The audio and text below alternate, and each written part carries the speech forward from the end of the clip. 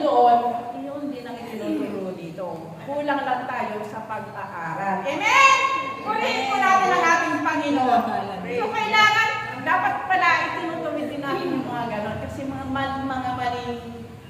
maling paniniwala, no? Kasi tungkulin din natin na ituwid sila. Amen? Hindi natin sila pwedeng pabayaan. Amen? Purihin po natin ang ating Panginoon. Yun na yun. Kaya kailangan talaga itong publikano ito, talagang kaya siya dinalugan ng ating Panginoon, sabi nga ng ating kapatid, talaga naman wala siyang ginawa kundi aminin sa sarili niya ang kanyang mga pagkakamali. Katulad natin, di ba? Pag tayo nakikinig dito, may nagsasalita dito sa unahan, kung pakikinggan natin yung mga nagsasalita dito, ma-realize mo, ay ako yun, sorry Lord. Bumubulong na tayo sa Panginoon, alam natin, ako pa yun, mali Lord, sorry. Agad-agad nagsosorry na tayo. Hindi na tayo nagmamalaki. Huwag na natin salungatin pa. Kasi yun yung itinuturo galing sa Panginoon yun Amen? Tanggapin na lang natin yung mga pagkakamali natin para maging matuwid tayo sa paningin ng ating Panginoon. Amen? Purihin po natin ang ating Panginoon. Ano Lord, yung talagang nagmamalaki ka kahit hindi mo na kailangan magmalaki ng todo-todo. Ikukumpara mo pa yung sarili mo. Kinumpahan, kawawa naman. Pero hindi siya naging kawawa. Hindi naging kawawa yung kanyang kinawawa. Siya ang naging kawawa. Kawawa rin naman siya kasi kapwa din naman natin sila na hindi lang nila alam. O, diba? Di ba katulad ni Apostol San Pablo, diba? Si Apostol San Pablo ba yun? Minahawin niya yung mga alagad ng tinutubis niya. Yung mga alagad ng Diyos, pinapatay niya.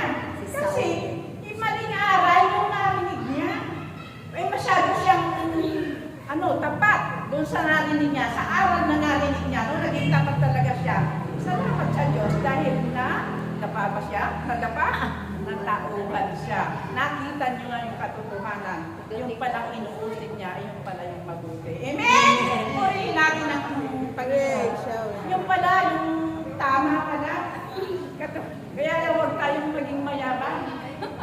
Mataas ang tingin sa sarili. Habang tayo ay tinataas ng Diyos, lalo tayong magpakababa sa paningin ng Diyos at sa paningin ng kapwa natin. Para sila din ay malapit sa Diyos. Amen? Mas kung tayo ay matataas, sa pananalita pa lang natin, nakikita na sa atin, ay hindi na yan susunod sa atin.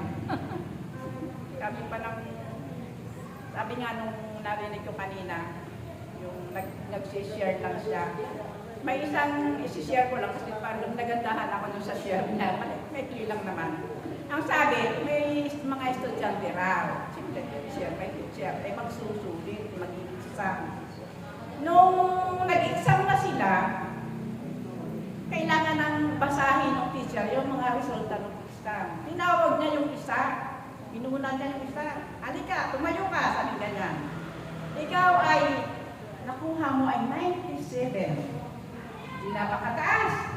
Palakpakan daw yung mga tao, 97. Tapos pagka tayo daw yan na umarang daw siya sa mga tao at ayan, alam nyo ba yan? Yung grade 2 na yan, ang ginamit ko lang dyan ay mata.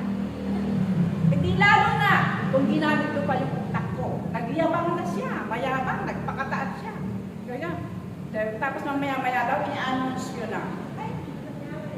Kayong lahat na nandiyan dyan, kayo, ito 100%. Mababa pala siya. O, diba? Napahiya. Huwag kang magyabang. Kasi mahirap pag ibaba ka ng Diyos. Amen? Pinagyabangan lang yung mga kasama na. Yung pala, mas magataas pala yun. Siya lang mag-isa. Mababa. Amen? Purihin pa natin ang ating Panginoon. Kaya nga minsan sa ina-advise ko rin yan sa iba. Sabi ko nga, huwag kayong masyadong mataas. Kasi galit ang Diyos sa mataas.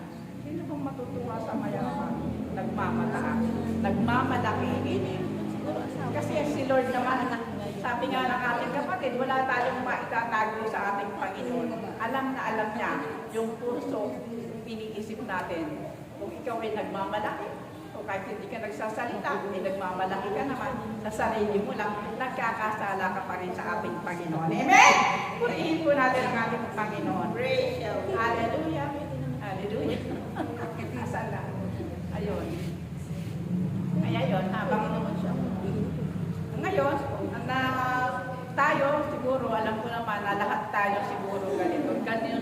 ginagawa natin. Pinagsisikapan na natin na maging mahinahon na lagi, no?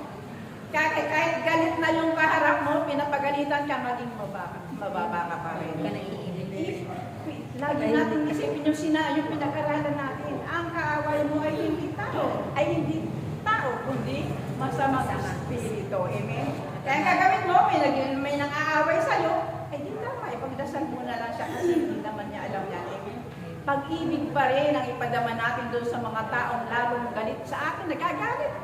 Manahimik ka, tumahimik ka lang. Kasi pag sumagot ka, lalaki yung galit. Pero kung manahimik ka, tapos maya-maya lang, kausapin mo. Makikita mo, pag kinausap mo